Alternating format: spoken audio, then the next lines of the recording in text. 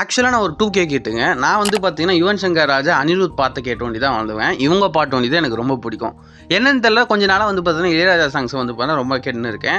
அதில் ரொம்பவே எனக்கு பிடிச்ச ஒரு 3 சாங்ஸ் தான் இன்றைக்கான வீடியோவில் பார்க்க போகிறோம்.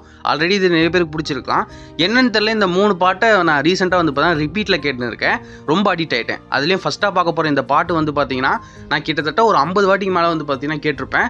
அந்த அளவுக்கு எனக்கு பிடிச்சது. அது என்ன பாட்டுன்னு இந்த வீடியோவில் பார்க்கலாம் வாங்க. தேர்டாக பார்க்க போகிற படம் என்னன்னா, உன்ன நினைச்ச பாட்டு படிச்ச படத்துல வர கார்த்தி அவர்கள் ஆக்ட் பண்ண என்னை தொட்டு சாங் தான். இந்த சாங் வந்து பாத்தீங்கன்னா எஸ்பிபி அவர்களும் சொர்ணலதா அவர்களும் வந்து பாத்தீங்கன்னா பாடி இருப்பாங்க. ரொம்பவே சூப்பரான ஒரு பாட்டா இருந்துச்சு. நான் நிறைய டைம் கேட்டேன் இந்த பாட்டை.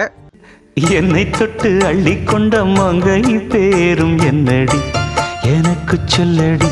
செகண்டா பார்க்க போற பாட்டு என்னன்னா, தெய்வவாக்கு படத்துல வர எஸ்பிபி பாடி கார்த்தி அவர்கள் ஆக்ட் பண்ண ஒரு பாட்டால சொல்லி அழைச்சேன்னா பயங்கர வைபான ஒரு சாங்கா இருக்கு. இதையும் நான் நிறைய டைம் கேட்டிருக்கேன்.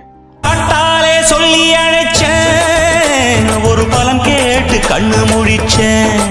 ஃபர்ஸ்ட்டாக பார்க்க போகிற இந்த சாங்கை தான் கிட்டத்தட்ட நான் ரீசெண்டாக ஒரு 2 நாளாக கேட்டுன்னு இருக்கேன். எனக்கு தெரிஞ்ச ஒரு 50 வாட்டிக்கு மேலே கேட்டிருப்பாங்க. அந்த அளவுக்கு வந்து பார்த்தீங்கன்னா எனக்கு பிடிச்சிருக்கு. இந்த பாட்டினை பாடினது வந்து பார்த்தீங்கன்னா இளையராஜா அவர்கள் தான். என்ன பாட்டுன்னு தானே இவ்வளோ நேரம் யோசிச்சுட்டு இருக்கிறீங்க? சின்ன தாய் படத்தில் வர இந்த அருமையான சாங் தான்.